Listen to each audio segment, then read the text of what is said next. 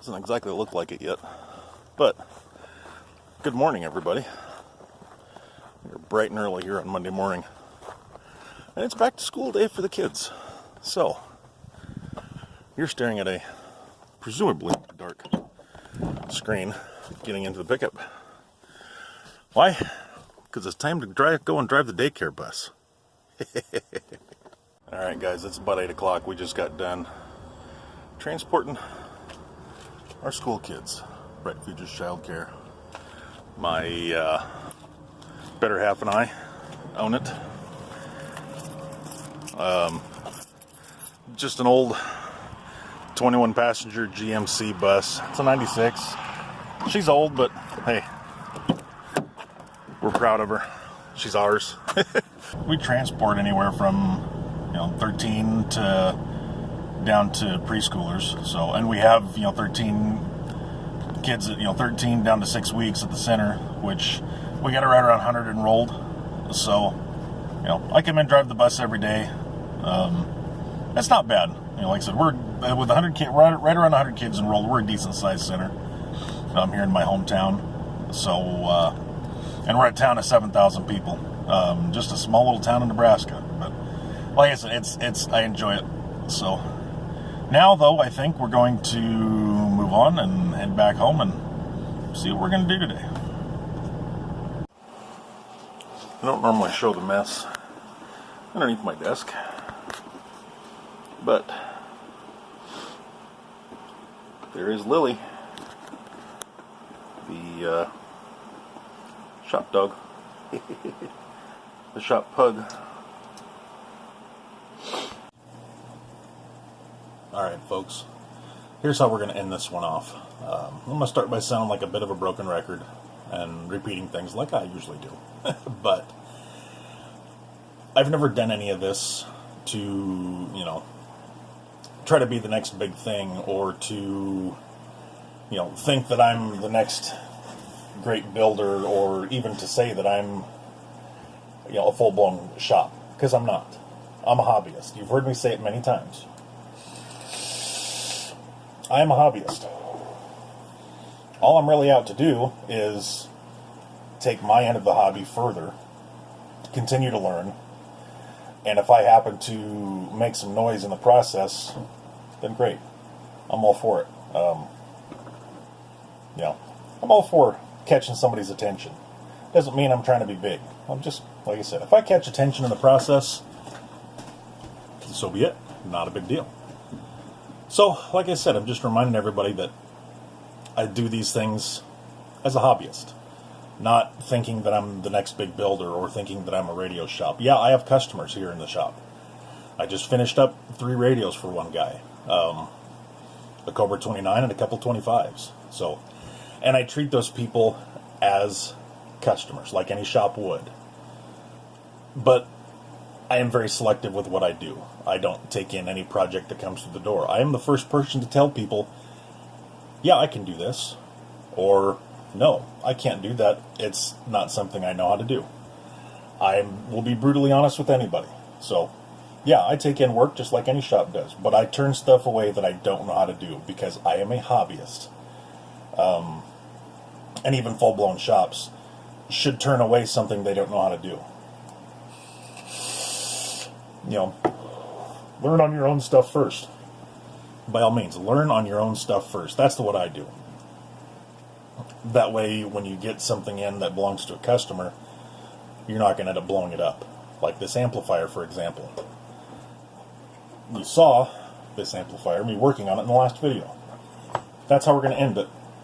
Is I'm going to show you how this thing turned out, because I've done a lot more work to it since then. Since the last video, so it is a finished project. It is ready to rock and roll. And again, no, it is not for sale.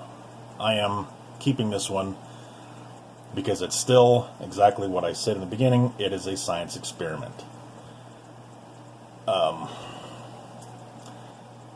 Yeah, I'm going to leave you with that. I'm going to turn the camera around and we'll get down to business with this amp here. Alright, as promised, the finished product. You noticed I renamed it, relabeled it. Why? because this amplifier is about 70% my build. You remember this started as a Palomar TX100. Now, we have the NightBlood radio, the Gray Fox TX150 custom. I made sure to throw custom in there because it is not a from scratch build. It is a heavily customized Palomar amplifier. I am saying that again. I've said it before. I renamed it, yes, but I made sure to put custom on there because it is a heavily modified Palomar 100. That being said, the reason I am comfortable renaming it and calling it my own, because, well, again, broken record, 70% of the inside of this amp is now mine. I give credit where credit is due. I always have. Some of you know, some of you may not know, but I refer to Rainmakers Customs a lot. I've said it before, Rainmaker is a really good friend of mine. Known him for a couple of years, and yes, he has been my teacher and mentor. Don't worry, he's not giving away secrets. None at all. I work for those. And I find them on my own.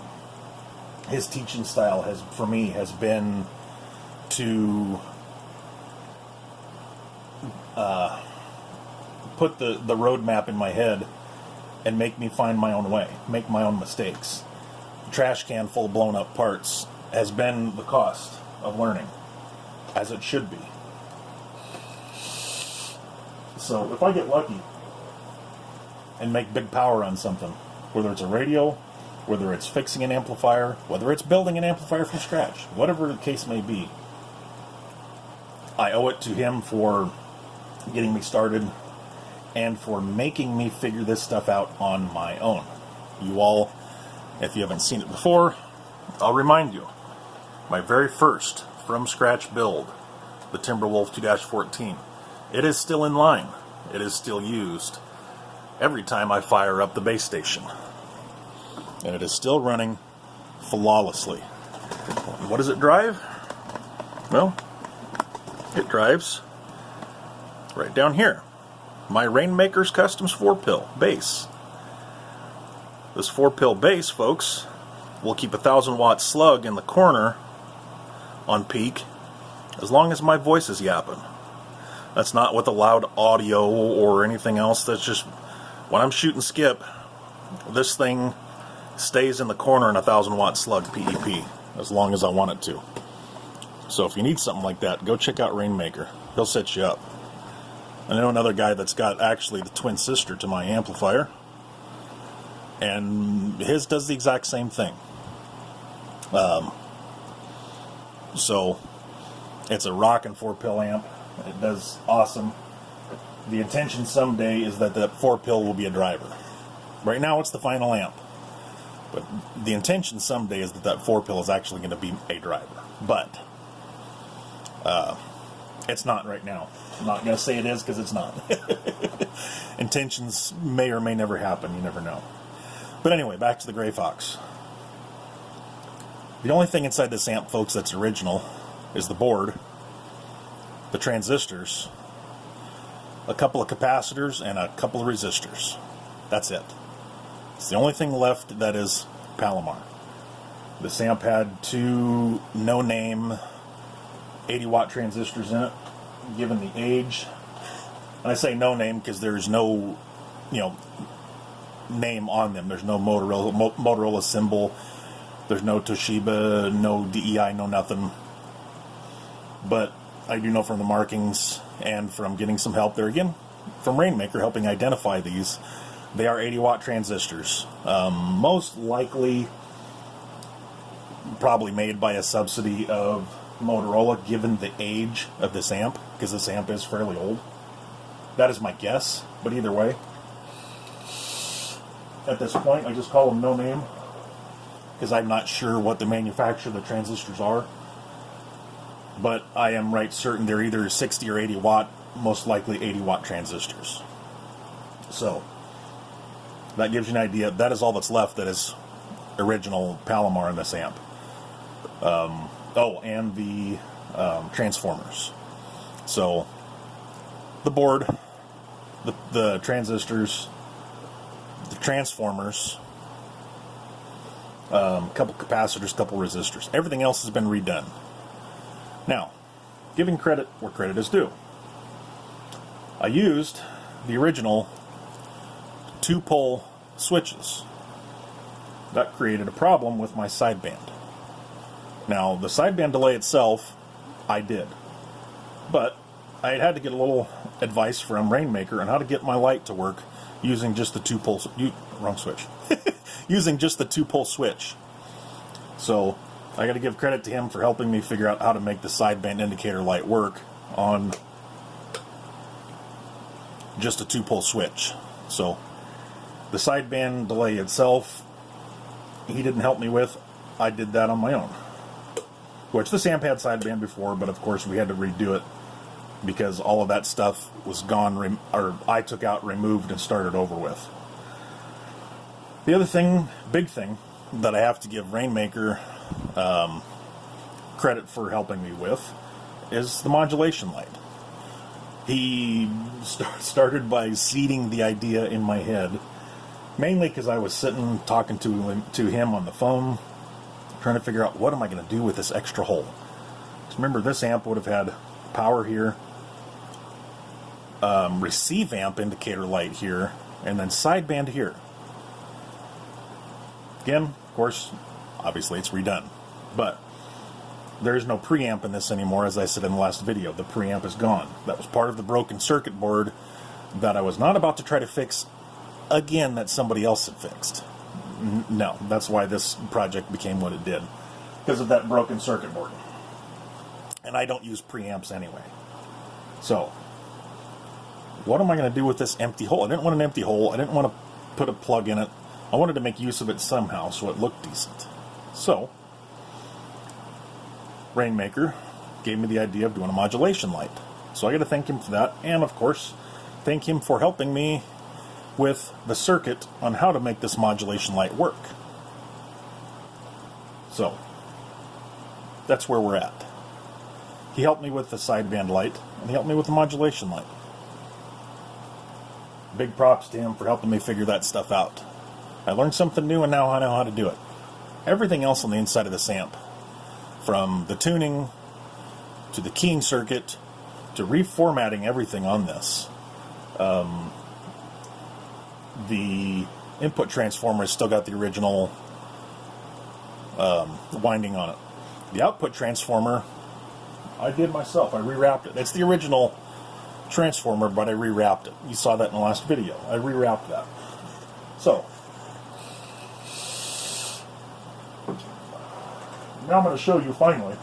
I'm going to stop jabbering and show you the fruits of my labor. Just how we turned out on the old Gray Fox here. So, let's move over to the meters. Now you're asking, I saw these numbers in the last video. Why are you showing me again? Well, it's because things have changed a little. We've done some more testing. And I have found out, folks, that not only does this amp put out great numbers for what it is, but it will take abuse and take abuse and take a little more, and it doesn't care. I abused this thing, and I mean flat out abused it for half an hour. It was warm, it was hot, but it didn't care. So, we're looking at 5-watt slug in reverse, showing output reflect. We're looking at a 500-watt slug forwards. As always, on my messy floor, the dummy load is down there. The coils and craps of coax down there, that's just extra stuff that I need to find a home for. I don't really use it. It's just extra cheap RG8. That's why I don't use it. So don't mind that. It's not connected to anything. It's just coiled up there on the floor in a mess. Yes, I know it's a mess. And that's not good. But anyway, so we're looking right here. 5-watt slug in reflect. We're looking over here at 500-watt slug. Center scale. We're going to start right here. 50, 100, 150, 200, 250. So, we're going to show you the average power first. Flip the amp on, and we're on the high side. I'll say that too. We're going to show you the high side first. It should be around a 30 watt dead key. Okay, so 20 watt dead key. Ain't bad. Hello, audio. Hello, audio. 100 watts RMS. PEP. Hello, audio. Hello, audio. Hello, radio. 1, 2, 3. Audio check. Break, break, break. Not bad. Not bad at all. 100 watts RMS. 210 watts PEP. Out of two 80 watt transistors. Now, I'm going to show you the low side. We'll go back over. Okay. If you look, switches up, low side. Now, here is the low side. We're going to kill a little bit of power, not a tremendous amount, but we're going to kill a little bit of power on the low side here. So, let's just take a look-see. Okay. Hello, audio. Hello, radio. There is about 60 RMS on low. So we killed a little bit there. Hello, audio. Hello, radio. There's about 150 watts PEP. Hello, radio. Break, break. Okay. So there's the big difference. We killed quite a bit more on PEP than we did RMS, of course. But that, ladies and gentlemen, you know what? I'm just going to take you off the tripod. And I'm going to finish letting you stare at my ugly mug. So, hope everybody likes how the Gray Fox turned out. I'm pretty happy with it. Once again, it's not for sale. Keeping this thing in my own personal collection. I'll use it from time to time, but I'm pretty proud of it. You know, the fact that I did all of this on my own. I didn't have anybody telling me, we'll go through and change this and going through and change that, and you'll get this power, whatever. This was on my own. I didn't have anybody help me tell me how to incorporate modern keying circuit into this old amp. None of that. Rainmaker helped me with the sideband light and the modulation light. So I will give him huge props for helping me out. I always have. I love the man. Please go check him out, and I'm going to put a link in the description to his YouTube channel below. Go check him out, Rainmakers Customs and Repair. He's an awesome guy. He's a good friend, and he's a hell of a builder. So, with that being said, we'll see you guys next time. I am High Plains Drifter. This is NightBlood Radio. Peace and chicken grease.